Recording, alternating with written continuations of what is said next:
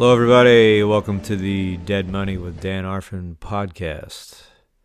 This is probably going to be the final episode of Season 1 of Dead Money. This is episode 64. Got a wild week to recap. Got a bunch of hands to talk about. Got a bunch of stories to tell. I'll start with the most important conclusion I think I've ever drawn about life. Is a poker game is a mere gathering and reunion of village idiots. The entire collection, from the floor staff to the dealers to the players, it's just a collection of people showing up from their various towns and villages to represent how ignorant they all are. But I certainly wasn't without one of my own moments this week. I mean, this was really just an all-time blunderous brain cramp I've ever had. For weeks, my sleep has just been all over the place. I cannot get on a normal schedule. I've been sleeping like twice a day for like 2 and 4 hour spurts. And that is not the same thing as getting 8 hours straight, even if you get 4 hours both times. This is not the way you're supposed to do it. Usually it takes me not so long to cycle back to something normal, but it's been really tough. I just can't seem to do it.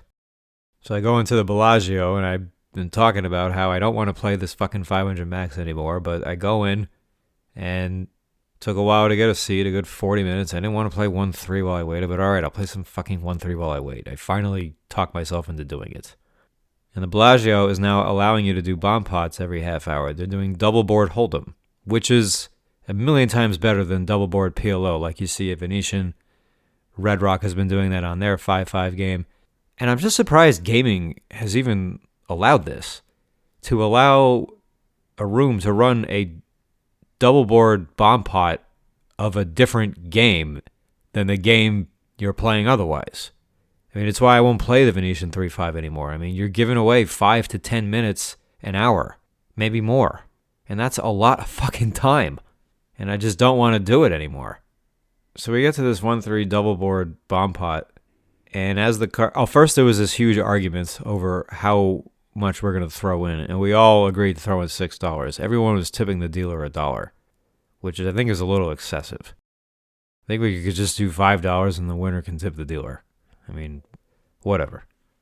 We're doing 6, we're doing 10, we're doing 6, we're doing 10. He's in, I'm not in, he's in. I mean, finally, we fucking do it. And then one of the fish, who would play a much bigger role later in the week, he bets $30 in the dark as this bomb pot is being dealt. And he's first action. So that's interesting. So we got $40 in the pot, but now we have $70 after the dark bet. I got queen 7 off. Top board is 9-9-8. Bottom board is jack 7 deuce. So, all right, got a little piece. I don't know too much about bomb pots. I know this hand isn't great, but I do have something. And I can't fold to a dark bet. I just can't. Can I? With a few players behind me, can I fold to a dark bet? I don't think so. So I call, and then some Bellagio-looking nit reg just jams like around 250 total. It folds back to me. I remember I had another 218 to call, and my God, I mean, why am I even thinking about this? Like, I couldn't believe I even put as much thought into this as I did. This is a split pot game. I mean, yeah, I might be able to beat one of his hands, but there's just a lot of ways that this can just end horribly for me, and the price I'm getting is terrible. And I didn't even think that he would shove a 9 necessarily, so it's like, I don't know. If he's got jack 10, I mean, I'm not doing great against that. I ended up calling this. I mean, this is just a crazy, crazy call to be making. And the board I had nothing on came with a brick and then a 7, so I got 7s on both boards. And he turns over the hand I was afraid of the most, which was ace-jack. I was so afraid of ace-jack because then he's got me crushed on both boards. And when he turned over ace-jack, I was just completely sick with myself, wanting to slit my own throat. And I'm looking at the board, looking at my hand, looking at the board. And as this is going on, a new player had just joined the game, and this man would prove to be the loudest person I've ever played with. This person did not shut up. And, it's a little rude. I mean, we know this is a social game, and we know people play for camaraderie, especially in the smaller stakes, but it's a little rude to just continuously yap and yap loudly. And it's like 6 in the fucking morning on top of it. And I'm about to muck my hand. I had started to muck my hand, not realizing yet that I have one of the I can beat ace jack because I hit that other 7. Like 998 deuce 7. That beats ace jack. He got me beat on the bottom with ace jack because it was jack 7 deuce something something. As I'm starting to muck, he's like, really? He's like, you don't have a pair on anything? And then all of a sudden, it finally hit me. I turned my hand over and I hit an extremely lucky card just to split this pot and get a little bit of money back. I mean, oh my goodness, just what a total epic meltdown on my part. This was a brain cramp. And this is what happens with fatigue. Fatigue will do stuff like this to you. I mean, I'm not surprised I would do something like this in a bomb pod, something I hardly ever play. I never fuck with these, but people are so bad at double board hold'em that I just have to play. But you know what? I guess I should include myself into the collection of people who absolutely suck at these. I mean, this is just the easiest fold. There's nothing to think about. You cannot call here. I cannot call here.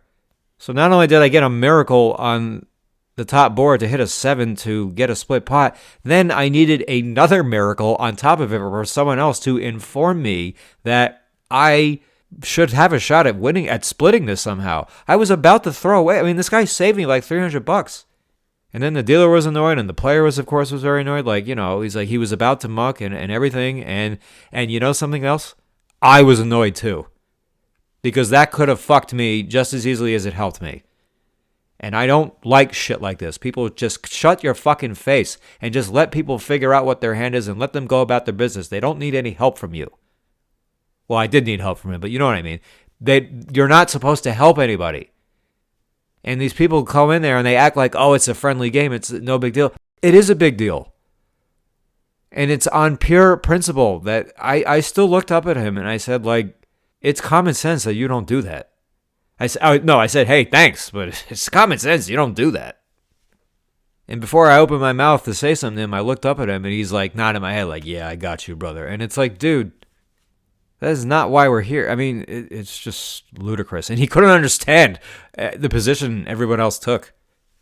So naturally, the other player is very tilted that he didn't get a scoop in a pot. He's not supposed to get a scoop in anyway, but then was about to. Shortly after that, he left. And this game didn't last much longer, but Loudmouth immediately got into this huge argument with this older woman, probably about his age. She brought her little puppy to the game. She was playing a pot, and she just got very upset with him. It was just like, can you, like, stop talking so much? It's like, I'm trying to play my hand, and this guy just, I mean, he had the volume of, like, 5 white women at a Saturday morning brunch. It's just relentless. So then after the 1-3 game breaks, I go to the 2-5, finally. You wait forever and a day for a seat to open, and then 3 seats open all at once. So I'm in the game now. He's not in the game, Loudmouth. But then he is in the game, and he's on my fucking left. And he got 3 outed on an all-in promptly, which was great. But he says, I'm coming back. Comes back, bring more money. I have never quit a game because of a player who was just too loud and annoying. I couldn't take this guy. I didn't write down anything he said. I don't remember anything he said. I don't want to remember anything he said. I couldn't tune him out. I mean, I was looking up at the floor lady, and she's just like rolling her eyes. And like some players find this amusing, but it's like this was not funny to me at all. Like this guy would not stop talking, and I just didn't feel like getting involved with him, telling him to stop. So I just left. Game wasn't that great anyway. I just left. So I go next door to Caesars because their 2-5 is still running. The same as Bellagio, 500 cap, only their rake is a lot higher. They take $6, Bellagio takes $6, but Bellagio graduates their rake. It's like probably like 5%. Caesars does 10%. They rake it like a 1-3 game. Only they cap it at 6. I mean, that's pretty steep. Whether you think more rake is better or not, that's pretty steep.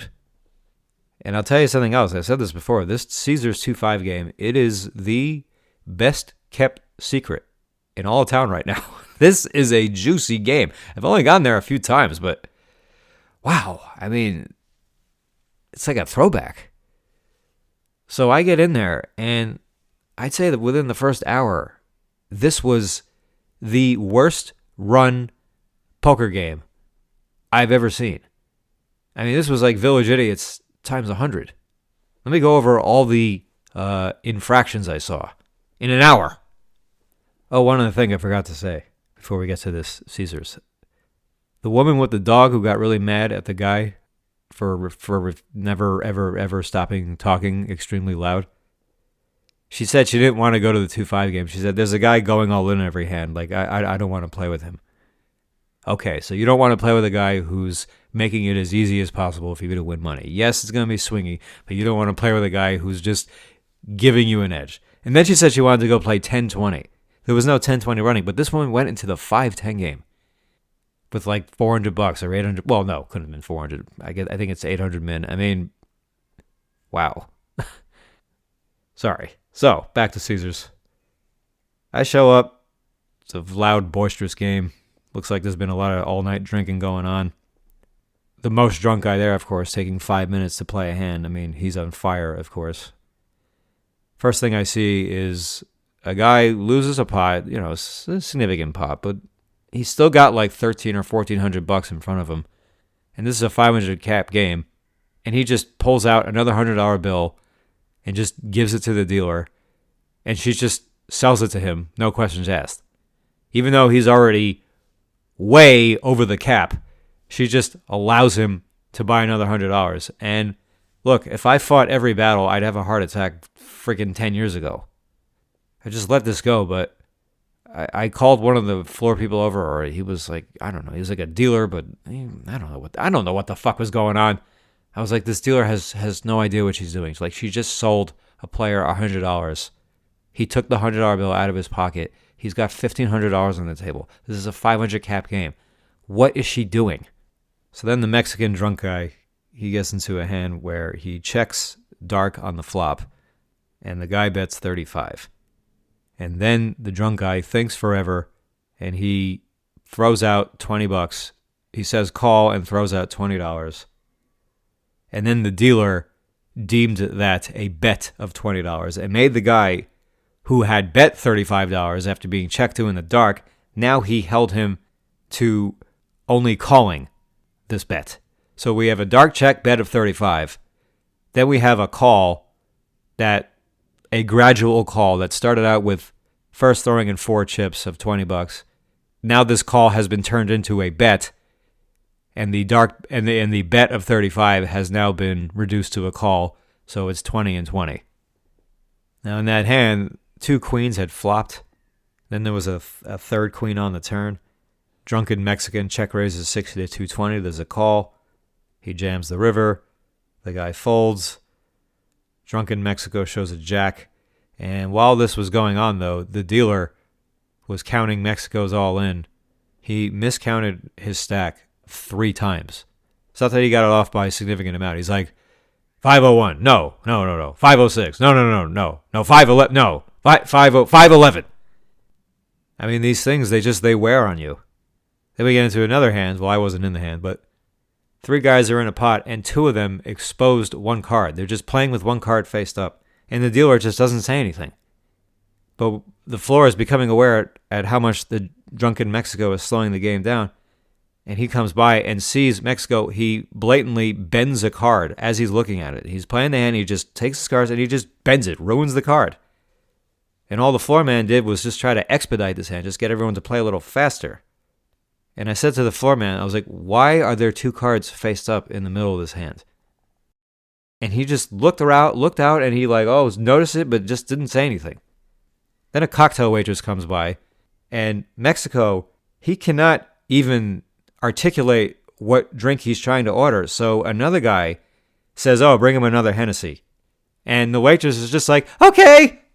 The guy could not even order the drink himself. He couldn't even articulate his own words. Someone else had to do it for him. He just say, sure, coming straight up.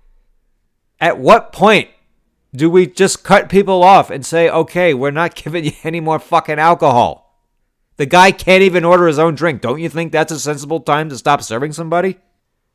Then we have another situation where a guy bets $302, and the dealer just doesn't say anything. He just doesn't say anything. He's not all in.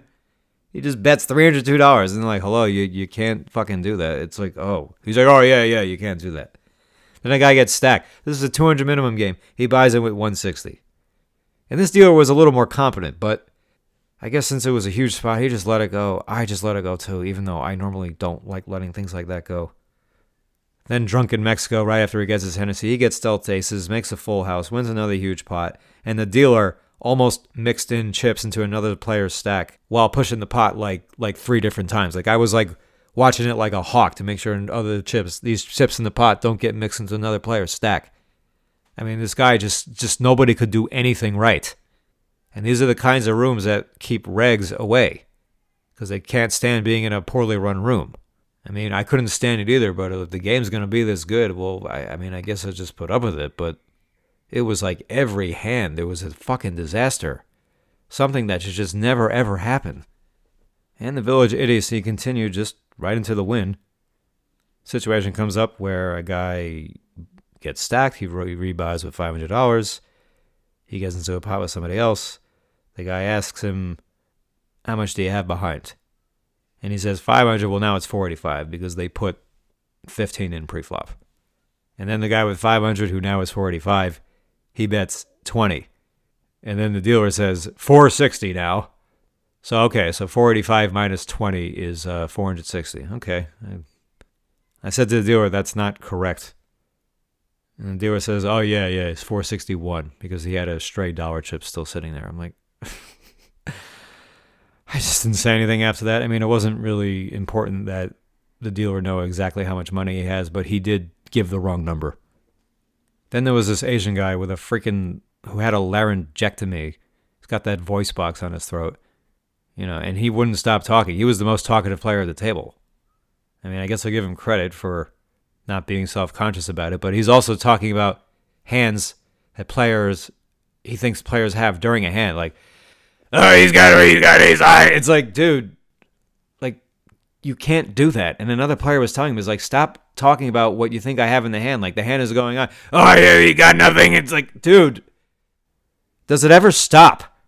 Then the same guy who was telling everybody exactly how much money he had in his stack. There's a limp pot. He's in the big blind. He says 25 more. He wants to make it 30 total. And then the dealer, who I think might be a little bit autistic, he seems like this perkier version of me who's also like 15 years older. And then he starts implementing a rule I never heard of. He said, no, you can't make it 25 more. Whatever number you say, that's what the bet is. So he won't let him make him 30. He's holding him to 25 because he said 25 more. And according to this dealer, once he says 25, that's it. Bet is 25. And the player's getting all pissy and insisting for a floor man. And I'm thinking, I never heard of this rule. And I thought, is that a rule? I mean, maybe I could see it going either way. So the floor man comes by and verifies that this is not a rule. Just because to say 25 more doesn't mean you can't make it 25 more. I mean, by the time you process the number of 25, he's already said the word more. So it's not like there's anything ambiguous going on here. I mean, and then he said to the dealer, it's like if someone says 125, he's like, what are you going to stop him at 100? He's like, no. So I thought the floor man kind of demeaned the dealer a little bit, and that I didn't like. I mean, the dealer was wrong, but like, you don't, and a lot of floor men do this. They like shit on the dealer.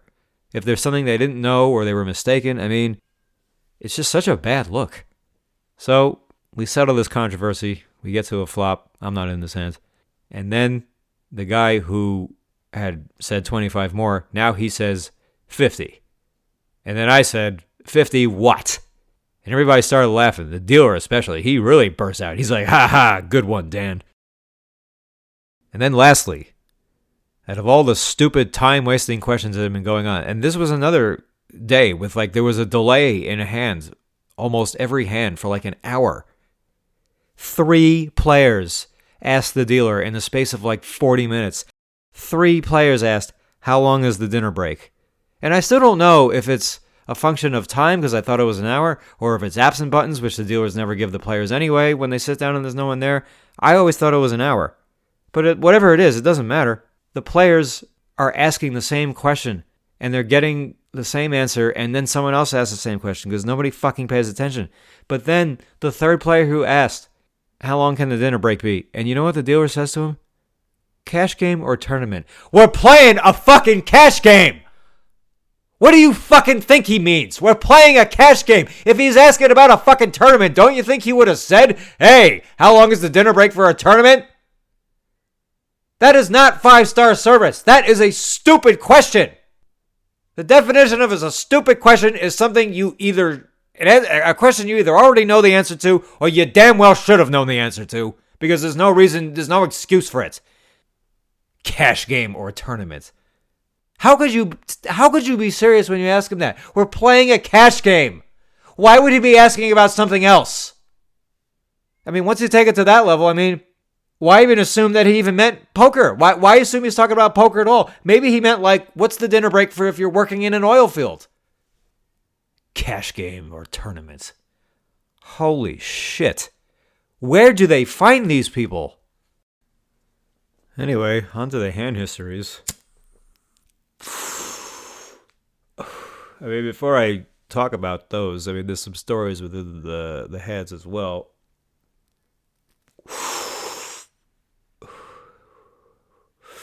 I had this miserable 12-hour session the other day. Starting with all this nonsense with asking the dealer 100 times how long is a fucking dinner break.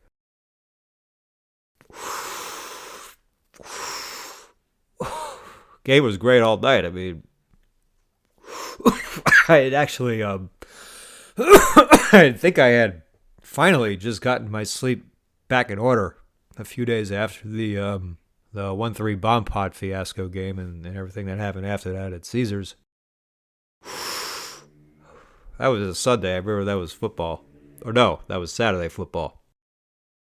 So a few days after this, I finally got things back in order, but then fuck it up all over again by taking this 12-hour game past 4 in the morning. But the game was just really good and just another long, aggravating, just mentally defeating and demoralizing night, just in all ways. I mean, it's not about losing, you know?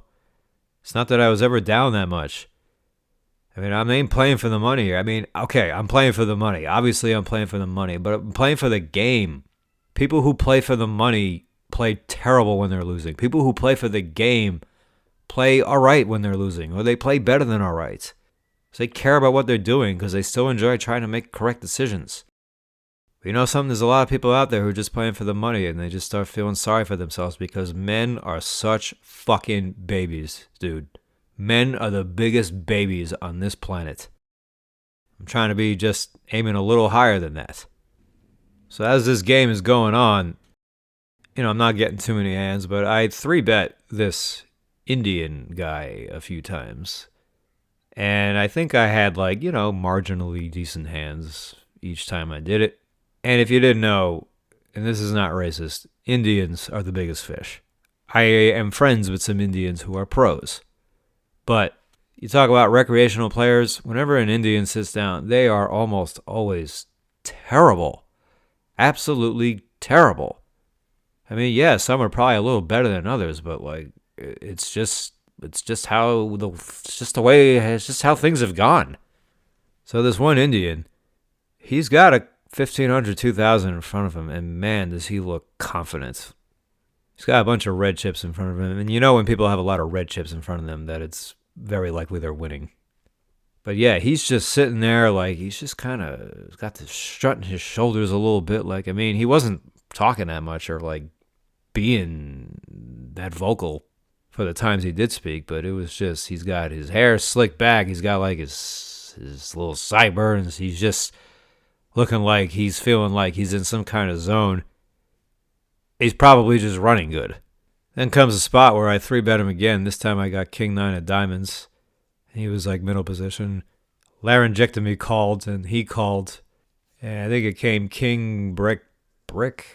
And I checked back in position just because it seemed like I was going to get a lot of respect, a lot of credit here. And I thought maybe throwing a check back with top pair, weak kicker, could cause good things to happen.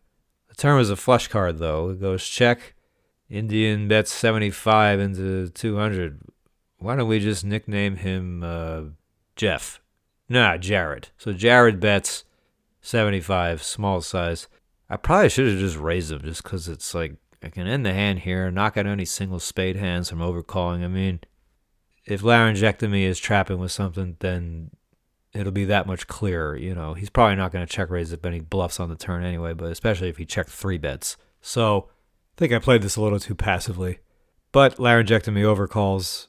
River's nothing. They checked to me, and I thought about jamming as a bluff because I was a little nervous about laryngectomy having me out kicked somehow. But if I do something crazy and jam, I mean, does it make any sense? No. But are they going to call? Probably not, because it's just the guy who hasn't been doing any betting just went all in against 2 players on the river, and there's 3 spades out there. Do you think a weak-minded player who isn't good at poker is going to realize I'm bluffing there? And we don't even know what Jared has. I mean, laryngectomy is more concerning, even though he's not that concerning. I know I got a lot of showdown value here. It's one of these spots where maybe I should have just jammed just to make sure I win the pot, because I ain't gonna get called by anything better, because anything that's better is only barely better. But I ended up checking down because I figured if laryngectomy had a king, he probably would have just come out leading the turn. So I just didn't think this was necessary. I mean, I could have made a very small value bet of like maybe 10% of the pot. That might have been better than jamming as a bluff because, I don't know. I think it can go either way. But these are the kinds of things I think about. And how many other people in the pool do that? I mean, they're thinking about, should I bet tiny on the river for value, or should I overjam as a bluff in case I'm like out kicked or something? Anyway, I checked down, and it gets shown that I had king 9 of diamonds. So this Jared Indian fellow now sees that I 3-bet him without a premium hand. And now he's thinking about the other 3 or 4 3-bets I made on him, and he's perhaps thinking those were light 3-bets too. And some of them were. Because he's got the blatant sizing tells. I mean, this guy isn't good at poker. He's having a fucking good day. Poker will make you feel like the biggest, unluckiest piece of sap shit in the whole planet, and it's also going to make you feel like the fucking man, too. So, he doesn't know that he's still playing bad. Like, when there's like limp, and he makes it like 15. What do you think? That's a big hand? You got to 3-bet that shit all day. Sometimes I think, don't even look at your hand. Just attack that shit. But no, see, I don't want to do that. Because then you could get cold callers behind you. It's just not worth it. You got to do it with a hand that's like somewhat valuable in some way, besides you just having position. So I don't know, if this guy is going to adjust to this or not, but I figured he would at least notice that I didn't have a big hand. I figured he was paying enough attention to at least do that.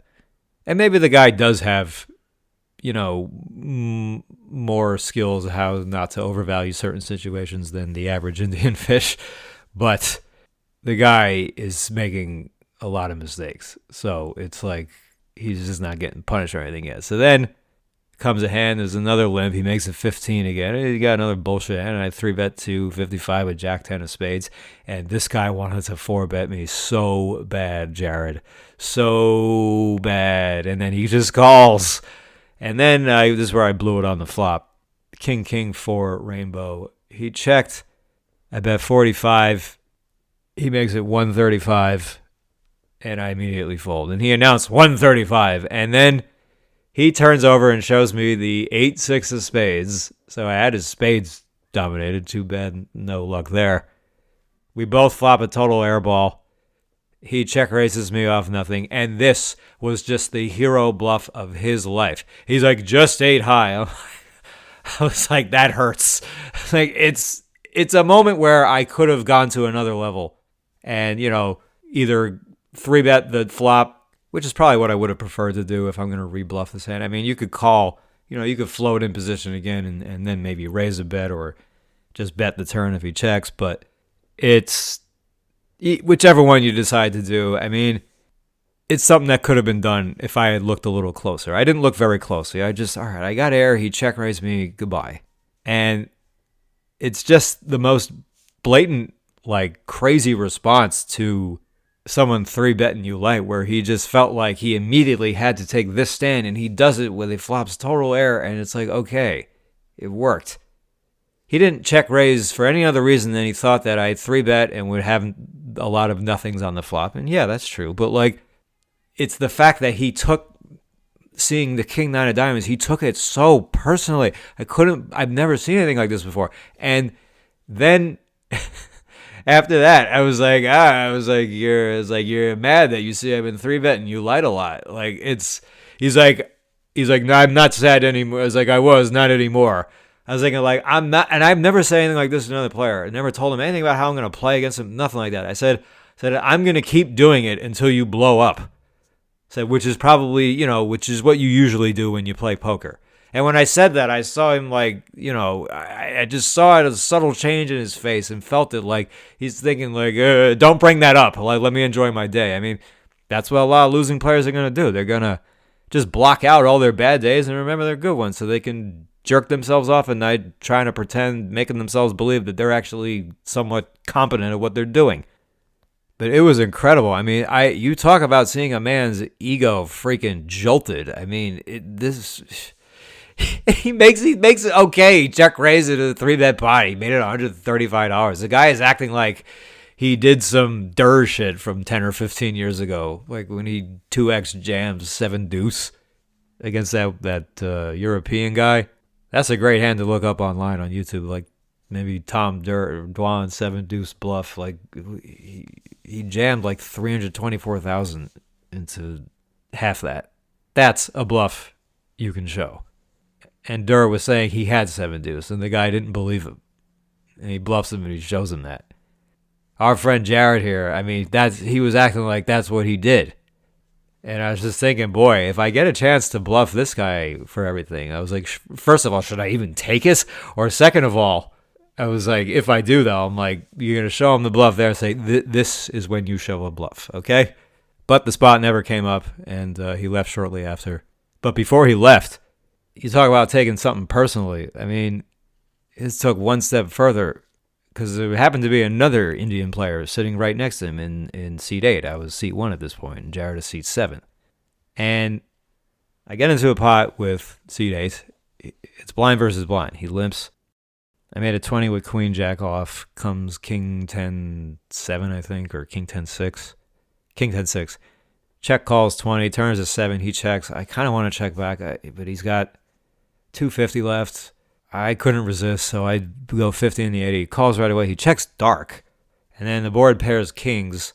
Backdoor flush comes in. And I surrender. And I usually get these wrong. And he had king 8 offsuit.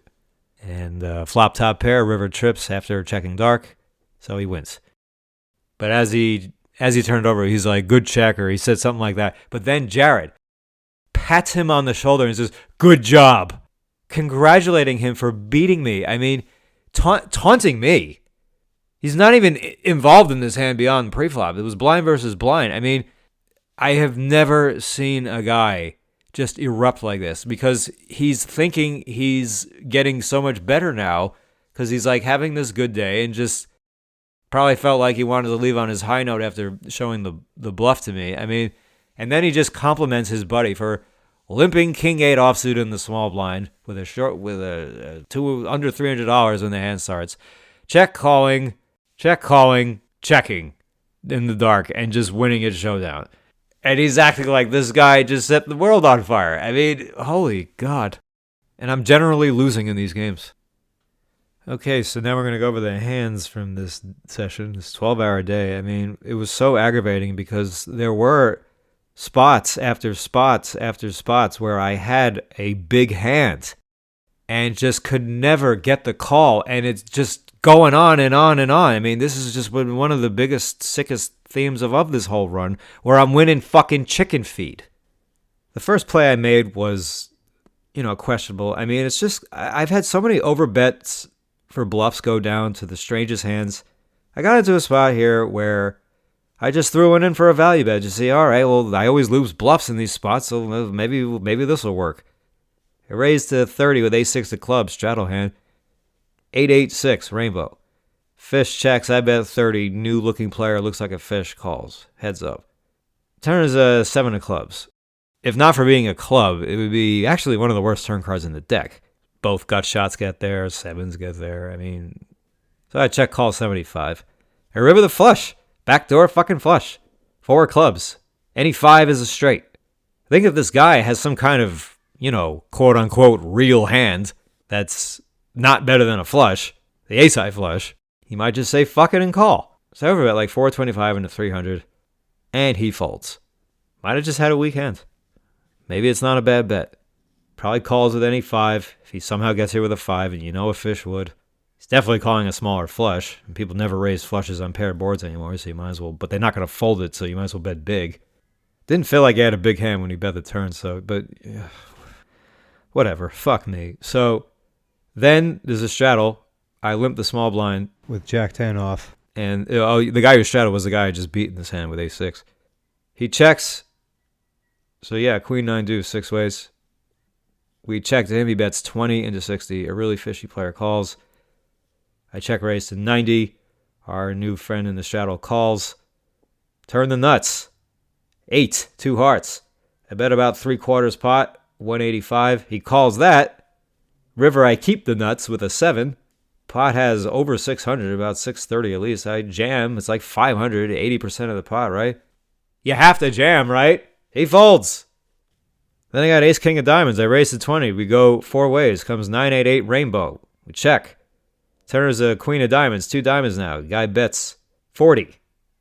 I call. River's a 5 of diamonds. Got another flush. Now I bet 75. Only into 160.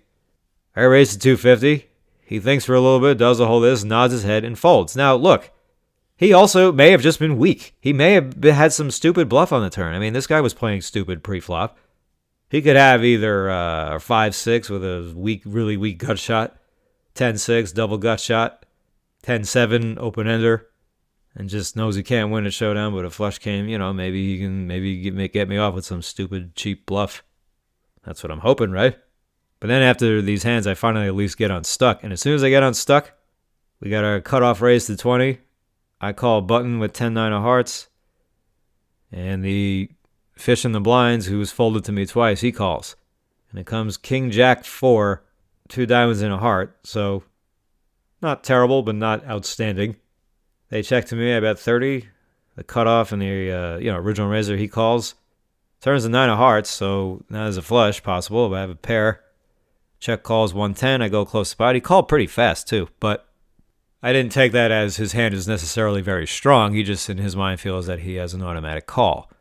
People don't check top pair on the flop very often, so I just think he could have a lot of like Jack X hands with one pair, Queen Jack, Ace Jack, pocket tens, pocket queens with a diamond. I mean, gut shot, pair, flush draw. I mean, hands that aren't great, but he might want to call another bet with it, especially because this guy thought I was aggressive because of the way Jared was treating me. I mean, he acted like I was the biggest sicko in the world. So he might actually help me bringing me action in the right spots. The river is another king, and he checks again, and I go about the pot size, 330, and he snaps me right off. He's got a fucking flush, 7-6 of diamonds, just flops a little flush draw, check calls, hits it, check calls, has no reason to raise on the turn, and definitely no reason to raise on the river. And as he tips the dealer, he says something like, I did all the work, but like you get the reward. He said something like that. I was like, yeah. I was like, sit there and make flushes. Like, you really did all the work there. Like, I'm not even saying I have a problem with the way he played his hand. He doesn't have to bet the flop. And once he gets this situation, turn a river, I mean, he's probably playing. I mean, he's definitely playing correctly against me. But like, who fucking says I did all the work? So after I said to him, I was, oh yeah, you sit there hard to make flushes. He's like, well, actually, he's like, you did all the work. I mean, and then every time I won a pot after that, I was like, I did the work.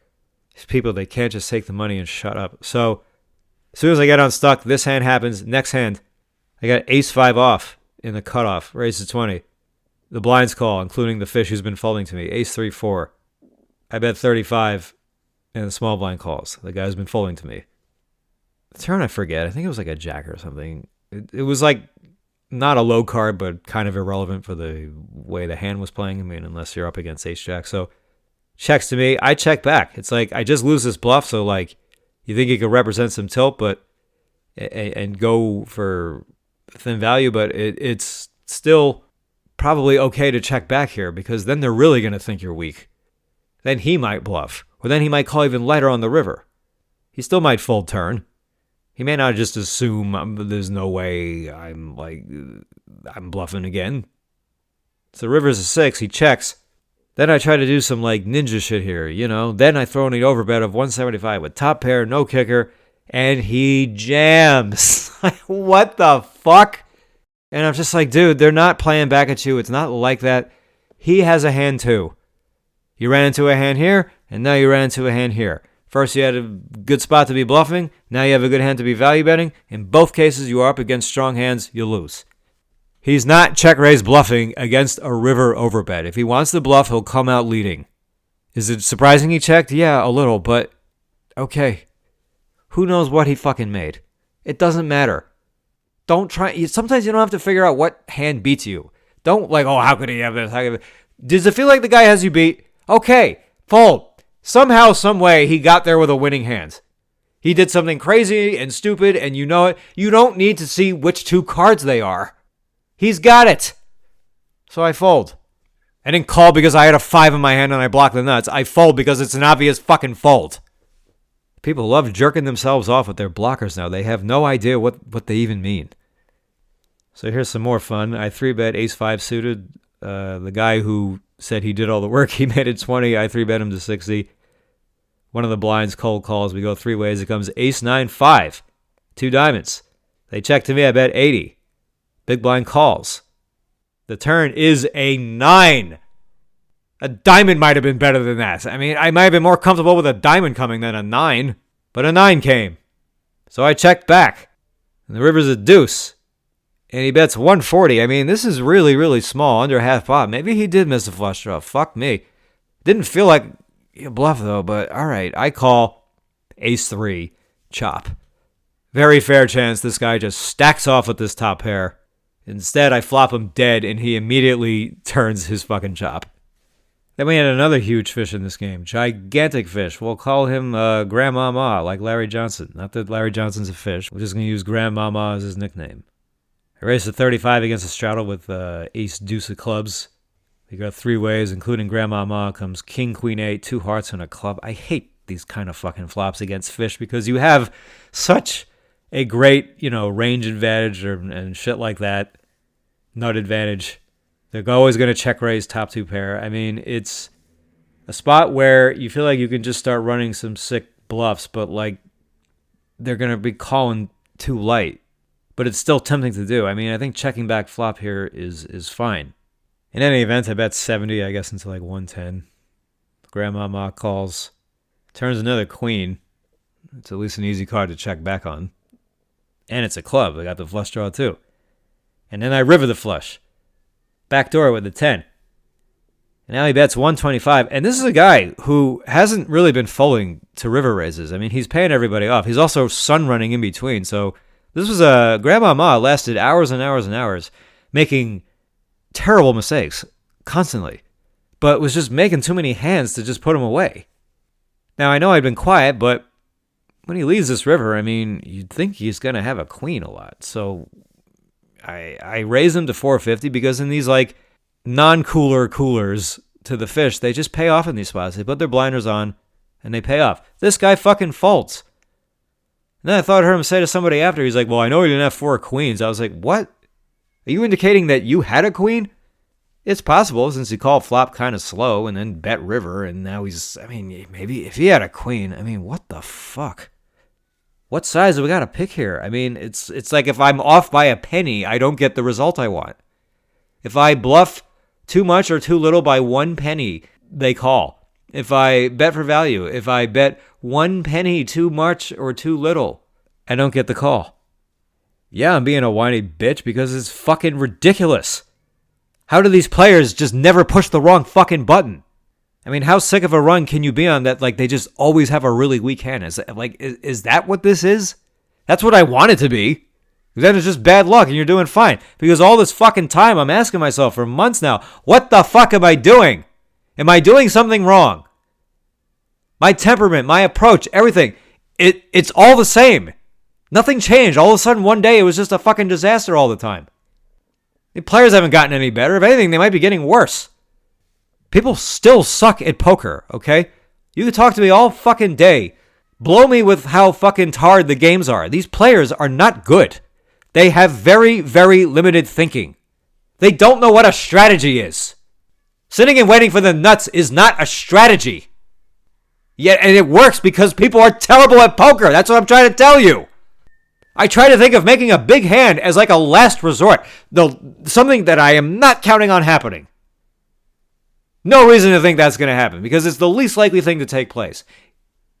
You know you're going to have your run good too.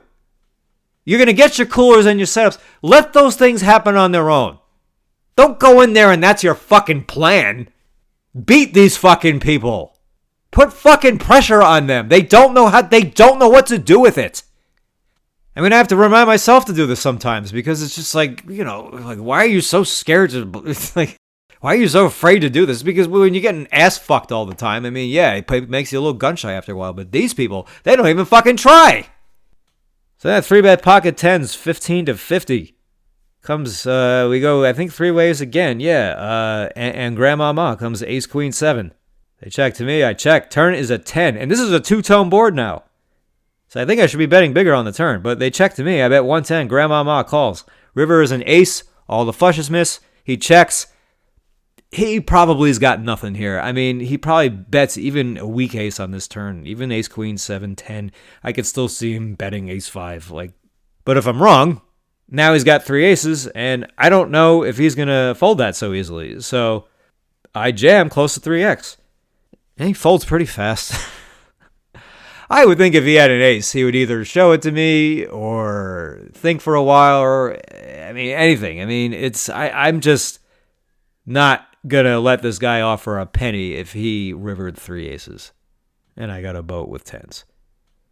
But it's getting to a point where I'm just not expecting anybody to call me. Later in the day, after I moved tables, I played with Grandmama with ace 9. He calls big blind, I raise to 20, comes king, queen, 4, rainbow.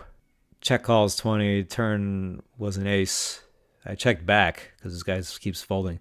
River is nothing, he bets like 50, and if he could beat ace 9, he'd be going bigger than 50. So I min-raised to 100. He folds. Seemed like he was bluffing because he folded pretty fast.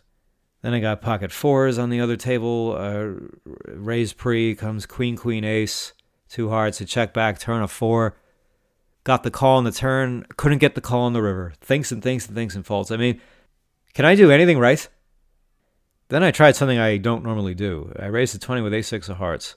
Goes 4 ways. I'm under the gun. Small blind calls. Comes queen 6 3 with 2 spades. We all check. Turns an 8. And the small blind bet 35 into 80. And my first thought was to immediately fold. But then I thought if he's leading that size, he may not have a queen. So maybe he just has some draw that I'm actually ahead of right now.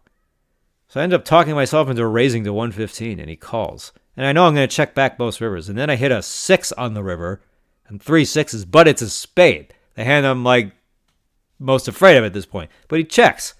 So I bet 100, and he snap calls with a flush, king 8 of spades. So I was right. He did have a flush up, but he also had the fucking pair to go with it. So my play is just fucked at this point. Then I improve, but then it also improves him as well. Just another 1-outer. Ace of spades would have done this too, so really it's more like a 2-outer. But if he hits the ace of spades on the river, he got the nut flush, I got 2 pair. He may not check call $100. How does he check call $100? A third pot bet with the nut flush, because the fucking board paired. So if he rivered the nuts, then I expect him to just lead big, and I'm just going to fold to that. So I'm extremely tilted by this result. And then the next hand I fuck up. Straddle's on, there's a raise to 40, and there's 3 calls. And it's an automatic squeeze in the big blind with king jack of hearts. I should fucking squeeze this shit all day. And I normally do squeeze this shit all day. I didn't this time because just everything's just going wrong. But before this happened, another fucking dealer. This dealer does not stop interjecting ridiculously stupid jokes during the fucking action, slowing the game down, doing way too much of it, just soliciting and schmoozing. I want to smack this fucking guy. And when the hand started, I heard it, but I didn't hear it. He said straddle raised to 40. And, sometimes you heard something, but then you double check anyway. This is what I was doing. I'm in seat 8. I was straddle raised to 40. And he just turns and he stares at me. So now he's silent. He does all this talking. He does all this fucking yapping, cracking dumb jokes, trying to solicit for tips. But now he's asked a question by a player about the hand, and all he can do is look at me. And this is right after this ace-6 garbage. And after a second or two of silence, I'm like, can you answer me? He's like, I announced it. Straddle raised to 40. I was like, okay, fine. That's all you had to say. He's like, I got you, bro. I'm like, okay, bro. I mean, there's just more and more dealers that I just never want to give another dollar to. They're just such fucking jerk-offs. They're never doing their fucking job. You know what else this fucking guy did? Two guys get into a hand. A guy bets 275. There's a raise to 600. And the guy's thinking for a while. Big decision. Then this dealer says, action still pending. You don't have to fucking say that! We know the action is pending. We're all watching in silence. Why are you saying action pending? To make yourself fucking heard. You got nothing to say when a player asks you, straddle raise to 40, confirming the action. You got nothing to say when that happens. But when the guy is thinking, action still pending. I just scoffed and was laughing right next to him as like a baseline way of telling him, like, what the fuck are you doing? But I've already seemed like a big enough prick at this point. I just decided to not even bother this time. So I didn't even bother telling him, like, you don't need to say that. Action's still pending. Jump back to the original table with Grandmama. I mean, I'm just going all over the place here. Since no one was calling me, then I 3-bet one of the... I just keep saying fishy player. They're all fucking fish. So the guy opens to 15. I 3-bet to 50 with ace-deuce suited. He calls... I get another one of these king-queen backdoor flush draw flops. Just, god damn it. I don't want to bet, but I hate fucking checking. Check calls, turns at 10. I think the pot was up somehow up to 300 now. I don't remember everything. I tanked and bet 130 into 300. He called that. I think this is a lot of pair and straight draw hands. Once he calls, river was nothing. He checked. I jammed. Wasn't even a huge jam. Probably like 80%, maybe 90, and he folds. Okay. Something went right. Grandmama raises to 35 from under the gun, and I 3-bet to 110 with ace-king, and he 4-bets. And I came so close to calling, because Grandmama had been varying his raise sizes, doing 30 a lot, but also going as low as 20. This was the first time he went to 35. And it's like, I talk about this sometimes, like this, the extra chip sometimes can make a huge difference in what this hand strength is, and it can really affect your decision. And he could be 4-betting queens, but like I'm just too afraid that I'm completely crushed that it's just I'll just let him have it. But damn, I could see the flop for 35 and maybe bring another player, and something could go very well here. What if he has kings and it comes like ace-8-5 and someone has like ace-jack and they just give me 3 streets? I assume that's what would have happened. Because why wouldn't it? Jumping back to the second table. There's a limp with a straddle on. A lot of straddling on this table. I raised to 50 with jack 10 of clubs. I got 3-bet to 150. There's 2 calls, including Grandmama. And I really wanted to 4-bet, but I just, fuck me. We're deep. There's fish in the hand. Why don't I just try and flop something huge? So it comes jack 8-6 rainbow, 600 in the pot, backdoor flush. All right, not really great, all things considered. Like, this is not a hand I'm looking to get stacks in with, okay? But there are a lot of good turn cards, so it's not as if I have no shot. Grandmama leads 250 into 600, and there's a raise to 600, and good thing that. I mean, I wasn't necessarily, I don't think I was going anywhere against Grandmama, because his sizes were very telling, but this doesn't mean he has a weak hand, so I was tilted at this point and could have gotten myself in some trouble here, but there's a raise in front of me. I think now it's an easy fold. And Grandmama gets it all in, and he's called by a set of sixes, ace of clubs on the turn, so he's got top 2, and I wouldn't be in this hand, but let's just say pocket sixes had nothing, and I call Grandmama, he's going to turn top 2, I'm going to have a pair and a flush draw, but I'm not in this hand.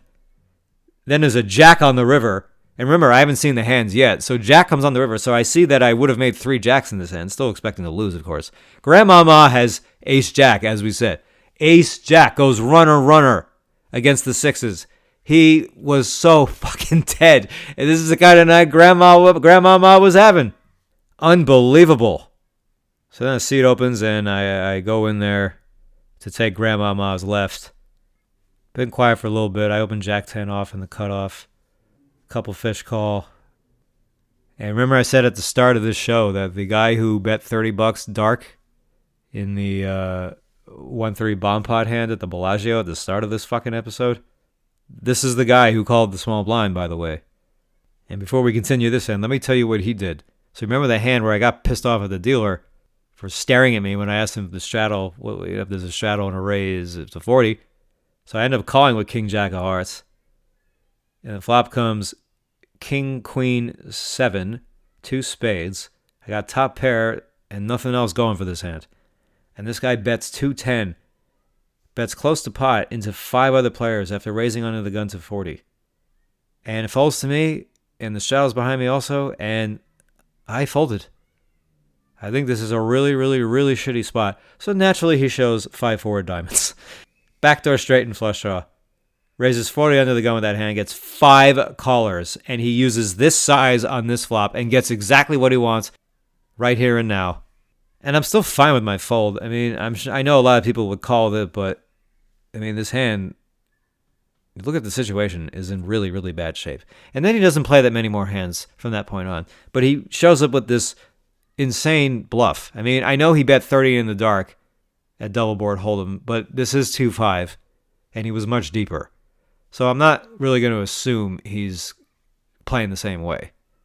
And he probably wouldn't have kept barreling unless he made a big hand. I mean, if he probably just gives up on all turns, whether it gives him added outs or not. You're going to check back and see the river. We're not going to see another big bet from this guy unless he's got a big hand.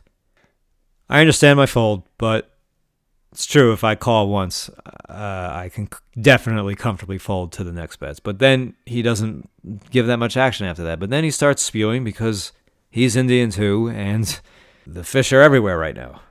Anyway, I'm going all over the place here. Sorry, guys. So I raised Jack 10 off in the cutoff. He calls the small blind. Now it comes King Queen 4, and it's 3 ways. And Mr. 5-4 check calls 35. I turn the nuts. He check calls 105, pots up to 300, and he's got about 300. And the river was another 9, and he checks. And I bet 225, and he called right away. I mean, he took a long time to call the turn, so I don't know if he had like 10-9. I mean, I blocked trip 9s. I think if he had a 9, I feel like he would have shown it, but he mucked. And now I feel like I should have jammed and gotten his last $75. But you know something? Whatever. I'm just glad I finally got called. So you know something? I mean, it's like there are situations where I just feel like going all in psychologically fucks with a player and makes you think there's no way you're bluffing. But if you don't go all in, maybe they think there's a chance. So who knows? Might be correct. But then things got interesting around 3 a.m., 3:30. A fish sits down, a guy who I played with about a year or two ago, and he was a lot of action, not very good, buys in deep, straddles. Then he gave me an attitude when we were trying to get a round of straddles going. Like he had been straddling on and off. Nobody else was. Then we said, you guys want to do a round? He didn't say anything, so like 5 of us straddle. Then we get to him. I'm like, hey, like, did you want to straddle again? Like, we're all straddling. He's like, gives me an attitude about he didn't agree to straddle and he's not doing it just because everyone else did. I was like, you were doing it before. I just figured you would want to do it again, especially when we're all doing it. I mean, what the fuck was that? Who goes into a game, straddles periodically for the first hour, then when a round of straddles is proposed, then he says no? How many times have you seen that? So this guy's back in the game. I haven't seen him in forever, but I've seen him. But both times I did, it was around like, this time of night. I guess that's when he likes to play poker. So now Grandma Ma raises to 20, and I 3-bet to 60 with King 10 of spades. I probably should have gone bigger. I could definitely get away with it, but whatever. I went 60, and Bling Bling doesn't want to straddle. He doesn't want to straddle unless he's the only one straddling. He cold calls, and Mr. Indian, who's got about $50 left, who I didn't stack him before, Mr. 5-4 diamonds, he calls all in, and Grandma Ma calls. So we got 4 players, 1 all in, side pot of $33, and the flop is King 10-3, 2 clubs. I got King top 2. No backdoor flush because we need everything at this point, right? It checks, and it looks super strong when I bet into this situation where there's almost no money in the side pot. But you're playing against throwback players, people who are just bad at poker. They don't know anything critical. This is an easy spot for him to just call with a lot of shit, but I don't want him to check back. He raises to 175, and I know that this is not going to be a better hand than mine. Folds back to me. I 4-bet to 625. He thinks for a while. He jams. Call. God, here we go. I mean, I've been here almost 12 hours at this point. And I've never been stuck more than like maybe 800, 900. It wasn't even that it was that brutal of a night in terms of dollars. It's just everything was going wrong. I mean, how many hands are, they don't call, they don't do this, they don't do that. Now I've got a $3,500 all in here. Finally. Just to play this situation. King of clubs on the turn. Top boat. Can't lose to anything now. Could chop. Brick on the river. Bling bling turns over Jack 9 of clubs flush. I show him the full house. Yippee. So I turn him. I don't turn him drawing dead. He still had one out. I turn the top nut boat. He still got one out. He still had a straight flush draw. I mean, man, that's probably why he raised and put it in. So, I'm not complaining. I'm just saying it's like, God, that just shows how hard the night was. I turned this hand and he's still live. He didn't have ace-8 of clubs. Got a gut shot straight flush draw. All right, well, you missed. He was gracious in defeat. He didn't rebuy. Just said, good hand, man, and walked away. Then Grandmama, who's been there, he says, you've been waiting for that all night. All night you've been waiting for that. Just, I don't really talk at these times. Just nod, I say, yeah. They say nice hand, I say thanks. Like, say as little as possible. I got what I wanted. I just want the money. I mean, and this is what I do. That's what fucking Jared didn't understand. It's like, dude, it's like you make this little bluff and you feel like you just like stormed the Bastille.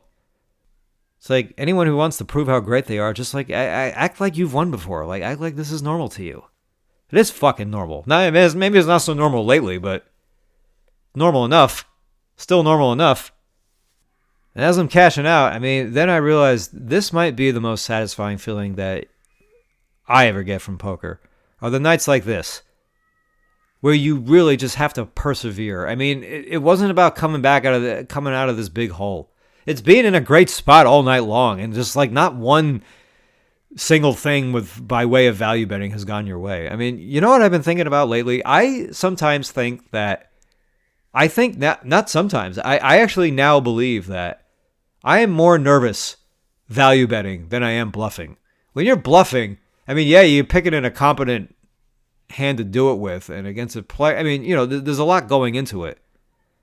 But if I get the right situation against the right player, I could go the right size on the right cards with the right hands. All right, that's just a matter of pushing the button.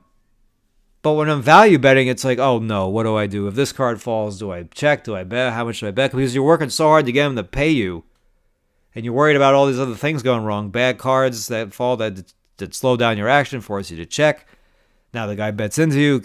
Now you're worried you have to fold. I mean, I guess when you're bluffing, it's like you're free rolling. It's like, well, I'm supposed to lose, but you're not free rolling. The point is, it's just, yeah, I mean, look, if I'm 3-betting all day and setting myself up to triple and jam every river, I mean, it's like, it gets exhausting after a while.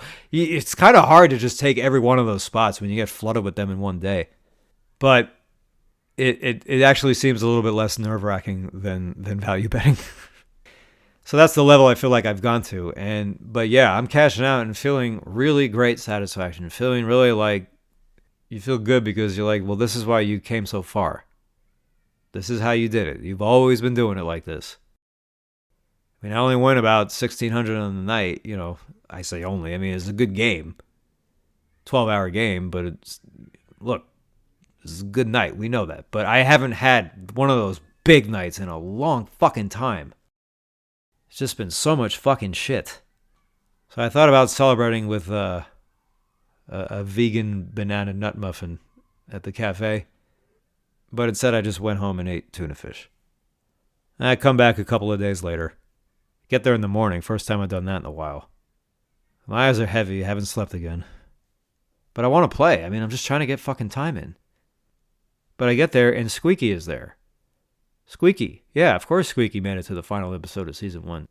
Squeaky is this sort of rec reg who gives a ton of action, always seems to be a card rack when I'm there, and is just yapping down all day long, acting like he's 18. And he's always there, and he's got a certain friend with him. And his friend we're going to call Splinter, from like Ninja Turtles. Not that Splinter actually is a master at anything, but we are going to call him Splinter. So I raised the 20 with King Jack of clubs under the gun. This is early into the session. And I tell myself, if Squeaky makes one of his bullshit-sized 3 bets, I'm 4 betting. So he makes it 50, and Splinter cold calls, and I started wondering if they're colluding. I 4-bet large to 260. I mean, this is sort of a value bet, believe it or not. I mean, but I do want them to fold, and I thought I got to go big to get them to do that. I mean, maybe I got to go extremely big, like 400, because Splinter will not have a big hand, and neither will Squeaky. And if I go that big, if I go monstrously big, they might worry I'm trying to do something crazy to them with aces. So even though I went big, I should have gone bigger. They both call. I get a dream flop, 7-8 deuce, 2 hearts, no clubs. Nice flop for a multi-way 4-bet pot with King Jack of clubs. We check, and Splinter bets 475, and he wins. And I didn't top up to 1,500. I left myself with like 1,250, I guess. Then Squeaky's moving tables, and it gets to Splinter. He raises 20 on the button, and Splinter was getting stacked by Squeaky when I entered the game. When I walked up, Splinter had gone all in against his friend Squeaky. I mean, they still play against each other. Squeaky calls him. Splinter misses his draw, and he gets stacked. So he's tilting, and this guy plays bad when he's losing. And this is a guy who can play if he's like trying. But oftentimes I just see him, it doesn't even seem like he's trying. So I don't know what his fucking deal is. Anyway, he raises button 20. I 3-bet to 80 with 10s. And the big blind, it really should be going bigger. I mean, he's any hand that's like sort of playable, he's going to call 100. If he can call 80, he'll call 100. But all right, 80 it is. And I was thinking, if I get a good board, I might just triple and jam, I mean, this is going to be hard to do with pocket 10s, but the thought was in mind. Flop comes 7-5 deuce, 2 hearts. I bet 110. Not too afraid if he raises. I mean, but he calls. And I know there's a lot of turn cards that it's going to be hard for me to go for this triple barrel idea, unless it's a deuce, of course. Wasn't a deuce, it was a 5. So the board does pair. It's either a perfect card or a terrible card. Simple as that. Now, if you give Splinter some rope in spots like this, I think he's likely to take it. So I check.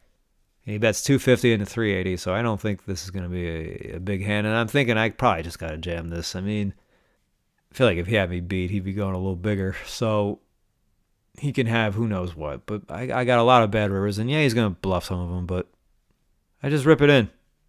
A little over 1,000 total. I jammed about 775 into 880.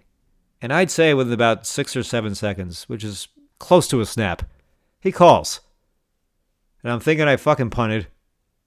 River's a 4, so looks pretty meaningless.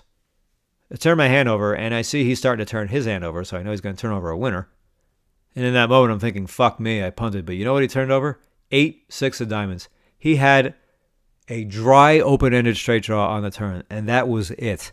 And he's getting a little over 2-1, and he basically snap called with 1 card to go. I mean, we see fish spew. We see people go on tilt. We see people do all kinds of stupid things. They make terrible hero calls on the river. They bluff off. They get it all in on pre-flop with like really bad hands. We see them do all kinds of things that are just punts. We don't see anyone do this. We don't even see whales do this. Even the whale's going to realize this is just plain hopeless. Like, I am getting completely fucked on the price here for a hand that is extremely likely to lose. I mean, if you're going to put this fucking money in, if you're going to fire this much money at something on reckless, utterly suicidal, reckless tilt, go make a sports bet. Go put it on a hand of blackjack. Go do anything but what you're doing here. And he wins. I didn't even realize 8-6 was in play. I wasn't even thinking about it. Like, that hand's not going to call a jam on the turn unless it's specifically 8-6 of hearts. It's the only hand that can call, and it's like barely a call. I don't even know if it's a call. It might not be. Right now, I'm just assuming it is. It might not be. The combo draw. The full combo draw. Not just a dry open-ender. I could not believe what I saw. I looked up at him. I was like what are you doing? So then he gets moved to the main game, and then a few minutes later, so do I. And I end up on his left, and I ask him, I was like, when did you become such a whale? He's like, I've always been a whale. I just was a whale in disguise. I mean, I told him, like I said, everybody, I'm like, you're allowed to win. But, oh my goodness, I mean, it's just, I can't remember the last time I saw something like this. We don't see people just call off with no equity and getting a terrible price. Like, we don't see that. People don't do that. The whale will get it in pre-flop with Jack 5 offsuit for 300 bigs. He'll do that. He'll do that. To make the hero play, to make everything, to convince himself why he can do this. Anything and everything. Calling off all in with an open-ender on the turn. What a low point that has to be for his fucking just selections. I mean, I told him, I was like, if you would have called if you had one out. Like I said, if you knew you had one out, you still would have put the money in. You're putting it in with 8. What's the difference if you have 1? You've already completely fucked yourself calling it off with that hand. Like, why would you only call? Why would you fold if you only have 1 out? You got 8 outs, 1 card to go, and a terrible price. If you're doing that, why wouldn't you? Of course he would go for the 1-outer. Why not? He's already killing himself. So once again, my first session back after I have this another marathon session. For me, 12 hours feels like a fucking marathon. I haven't played these long sessions in a long, long time. And now 3 in this month. 12 hours, 15 hours split at 2 rooms. 12 hours. And I had a fight through dog shit all fucking night long. I finally win that huge pot at the end. 60-40 favorite. How many pots I've been just bent over in. And Splinter, this is not the first horrible beat Splinter has put on me. A few months ago, he made another terrible play. Season 1 recap. Squeaky raised to, I think, 25. Splinter called the button. I called the small blind with deuces. It came king 3 deuce with a flush draw. I checked. Squeaky bet. Splinter called. I made it like 150. Squeaky folds. And Splinter jams like 1,500. Because he doesn't want to play the hand with top 2 pair. And he hits a king on the river. $3,000 pot. And now he pulls this fucking shit on me. I mean, his king 3 jam, as terrible as that was way better than this. He's thinking, oh, he could have combo draw, he could have this, I could have that. Here's the funniest thing. No, I cannot. I'm 3-bet pre if I have those kinds of hands. I'm only flat and deuces that's doing anything on this flop. I have just deuces. I mean, this guy is just on total reckless fucking, let's fuck the money off as fast as we can, as poorly as we can, as hard as we can. And look what he got twice against me. I got aces all in on the turn. That was like a 3K all in. I guy checked jammed. I called off. He thought he had nothing. He thought he missed. He hit the nuts on the river and thought he missed. He said, nothing, I got 8 high. You got this one. He turns it over. Don't even realize he had a combo draw that could hit it straight. He just thought he had a flush draw. He had 8-7. I think it was like queen 9, 4, 5, 6. He had a flush draw, turns a combo. Didn't even realize he turned a combo. Thinks he has nothing and he wins. I got jacks all in against King 10 a few months ago on 10-8-8. Later that day, the Mets lost their last game of the season, didn't make the playoffs. I knew this was a terrible omen when this happened. 3-bet pre, check raise flop, 10-8-8. I get all in against King 10. He hits a fucking 10 on the river. That was like a $2,700 pot. A few weeks ago, I told the story. I made this tank call on the turn with King 10 against Queen 10 on 10-10-9-6, single raise pot. I mean, like a check. No, I bet the turn. The guy jammed, and I knew he was tilting a little bit. I knew it was a little bit likelier that he actually could have Jack 10 or Queen 10. Normally, he probably wouldn't. I call, he has Queen 10 and hits a fucking 3-outer. $1,500 pot there. I mean, that wasn't even that bad. I've run boat into quads twice. I've been set over setted at least once off the top of my head. Just how many gigantic fucking things going against me, and I have this 12-hour night, and I feel like I'm starting to break out of this. I'm finally putting a few wins together. I win this $3,500 60-40 bid with top 2 against a guy who should have just folded pre, never raised flop. Hey, reject. No, he just doesn't want to play the hand, just wants to try and get there. I mean, a total gift. A total gift. And I come back, and here it is again. This is like at least the 10th time, probably maybe more, where I start to I get out of my little losing streak, plus win a little bit more, and just go right into the next losing streak, fight out of it for a week or two, get it back, get a little more, get beat up again, go back to just inching. I'm used to taking strides here. I mean, fuck me. I'll take strides again. What the fuck? Because these guys got nothing. I'm not going to go in there and tell people what I'm going to do, but I think I could go in there and tell them what I'm going to do and still beat them. I have no respect for so many of these players. I respect what they're able to do is good enough against other players because poker is that soft, but you guys don't impress me in the least. And I'm just getting clobbered by them. Still winning chicken feed, though. So, all right. I guess that's going to wrap up season 1, folks. Thank you very much to all of you who have been listening. Now, season 2 is probably going to be a lot like season 1, but it is season 2. Year 2, season 2. So, we'll see you next time.